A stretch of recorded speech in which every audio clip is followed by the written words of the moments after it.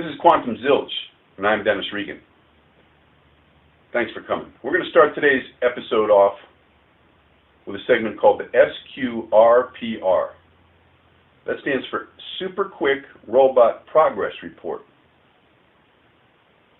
Now, there's no progress to report right now. Not really. Not any. I mean, I've been working on it, but I haven't made any progress. So that concludes today's Super Quick Robot Progress Report.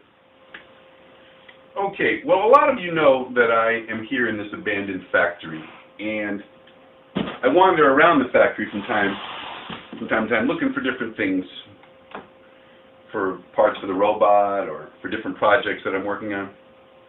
And I found an office downstairs called the Personnel Department. Nowadays they would call it Human Resources, but back when this place was open they called it Personnel Department. And I found, there's a few things down there, and I found a big box of job applications, and this is one of them here. Application for employment. And I thought it'd be a good idea to go through this. I know some of you are out there looking for work, and I thought it'd be a good idea to go through this and talk about the best ways to fill out an application. And that brings us to this segment. Tips for job seekers. It's time for Tips for Job Seekers. Okay. So we'll go through this application, and we'll talk about the best way to fill it out. We'll just go through step by step. Usually the first question that they'll ask you is your name. And you might just think, okay, that's easy, just put your name and keep on going. But take heed here, because sometimes they can switch things up a little bit, and they can ask you to put your last name first and your first name last. Okay, no big deal. Say you screw it up. Okay, you cross it off, then you fix it. But what happens is that looks bad if you have a big cross off in the box where they asked you for your name, because the people that are looking at this, they're thinking, well, he got confused about what his name was, or he misunderstood the question, or he misspelled his name. Any of those look bad, and you don't want that. So pay attention there. The second question they ask for is your date of birth. And that has the same sort of little switch-up deal.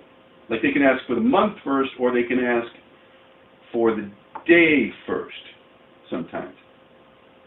And if you make that mistake, yeah, you cross it off, but the box is not big enough to put the correct answer in. So what you end up doing is putting it up here somewhere in the margin, and then having an arrow come down to that box, and that looks bad too.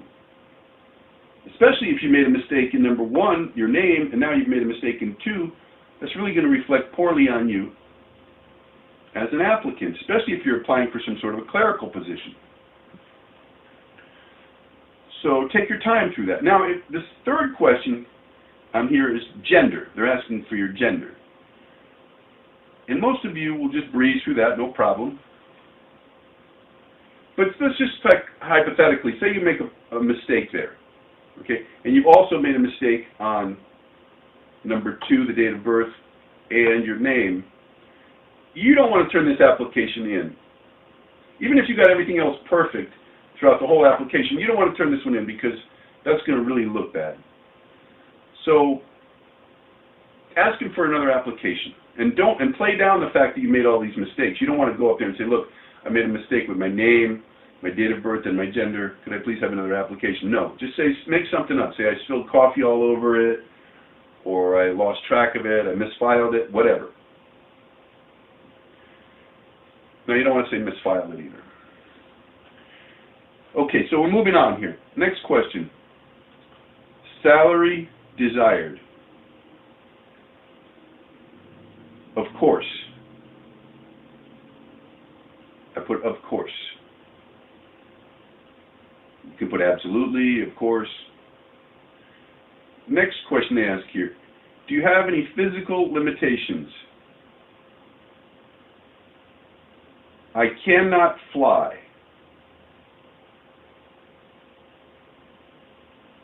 And I just leave it at that. Okay, so now we're going to do the second page of the application, and this is where the questions get a little bit harder. And what we're going to do on this side is I'm going to read you the question, I'm going to tell you the answer that I put down, and I want you to think about whether that's a good answer or not. Okay, and then we'll go over it. They ask you your job history, and that means your past jobs. And with your last job, they'll ask you reason for leaving. And I put, I got tired of taking crap off my stupid boss.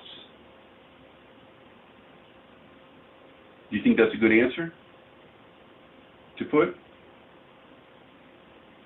No, it's not. Why? Well, for a couple reasons. One reason is, one of the people who's going to be looking at this application and maybe making the final decision is going to be the stupid boss at this place, at this location, at this job. And he or she, we'll say he here, is going to be the one kind of doling out crap in this area. And he's going to be looking for applicants who would be more willing recipients of that. So don't put that. Put something like this. Put, I outgrew my potential. That doesn't make any sense. It really doesn't make any sense. But it sounds like it does. It sounds pretty good. And they're not probably going to catch it anyway. Let's face it. Second question on here. Special skills. Do you have any special skills? I put, I can turn my eyelids inside out, and I can make milk come out of my nostrils and or ears. What do you think? Do you think that's a good answer for this? No, it's not. Why? Well, even though these are skills that might help you attain higher status amongst your peer group, among your friends and everything, these are not the types of skills that they're looking for on a job application. They're looking for more things like, can you type, can you file. That's why you don't want to say, I made a mistake filing. They're looking for things like that. So if you have those sorts of skills, put those here. They're going to ask this question. They ask this question a lot. Would you be willing to take a random drug test? I put, what kind of drugs are you looking for? And I also put, how random? Do you think those, have you given that some thought? Do you think those are good answers? No, they're not. They're not good answers. Why? Well, a few reasons. One is, you don't want to answer these questions with questions. This is not going to be a back and forth correspondence between you and the employer. They're not going to go, oh, he's got questions too, and fill it out and hand it to you. It's not the way it works. Secondly, these questions or answers, they sort of indicate that you do drugs. The applicant does some kind of drugs. This is not really be my answers. These are hypothetical. Like I can't do the eyelids thing or any of that. This is just hypothetical.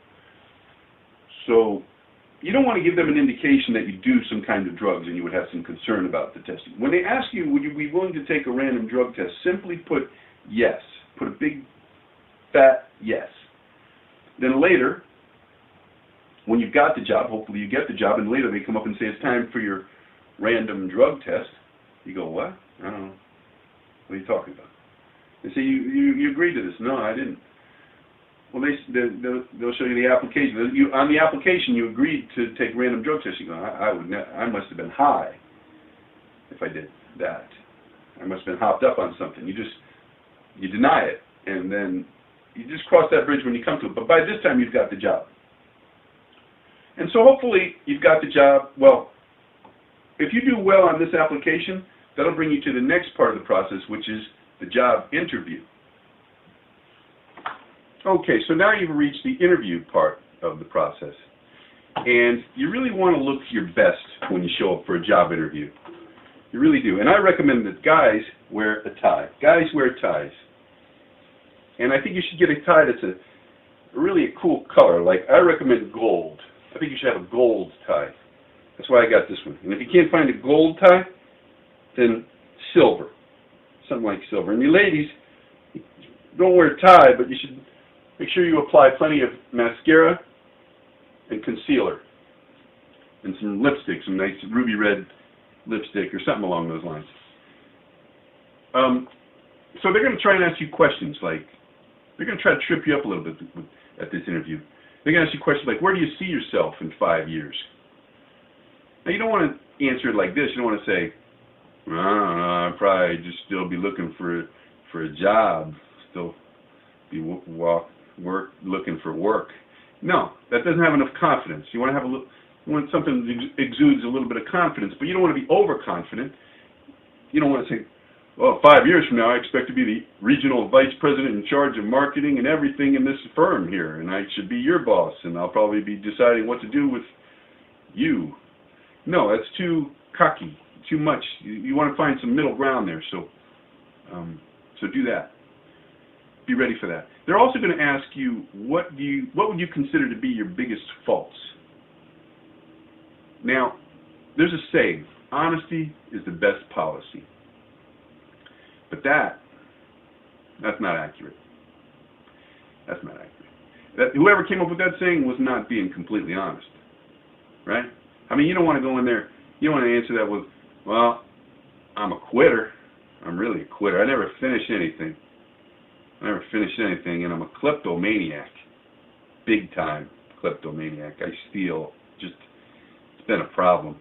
And you know the other thing is, I got a bad temper, real bad temper. Yeah. I fly off the handle at the drop of a hat. You never know.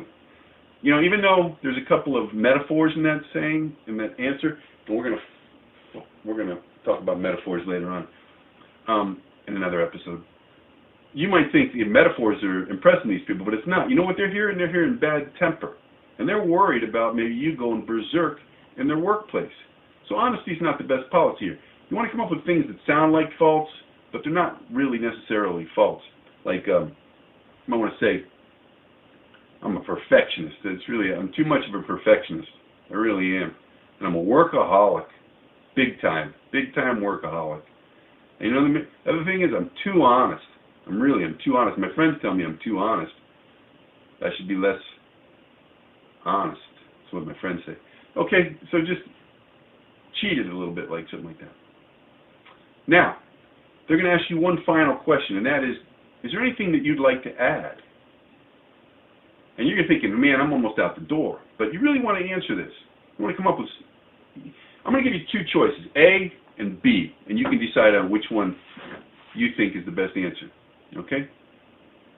A would be something like, do you have anything you'd like to add? Oh, yes, sir, there is. First of all, let me thank you for giving me the opportunity to interview for this job. I think it's a great company, and I really would like to be a part of it. As you can see from my application there, I'm a hard worker. I've always worked. I've always had some kind of a job. Ever since I was 14 years old, I've been working. And I take pride in my work. When I was a bag boy at the Food Giant, I was the best bag boy they had in the place. And when I was a waiter down at Mangione's downtown, almost everybody came in that place. They were asking for me to wait on them. That's just the way it was. I like people. I work well with people. And I treat everybody with respect. I don't care if it's my superiors or if it's coworkers or it's customers. I treat everybody with respect.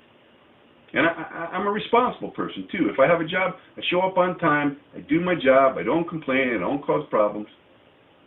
It's just the way I am. Now, I know you probably have more impressive resumes in the applications there, but I'm telling you, if you hire me, you won't regret it. I can assure you. Thank you. Okay, that would be A. So that would be A. It wasn't perfect, but it was something. Okay, B would be, do you have anything you'd like to add?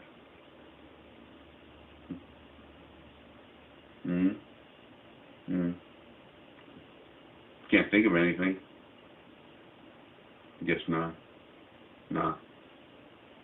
Okay, that would be B. Now, there's no correct answer. I'm not saying there's one's better than the other. It's for you to decide. That ends tips for job seekers. It also ends this episode of Quantum Zilch. So, I hope to see you next time.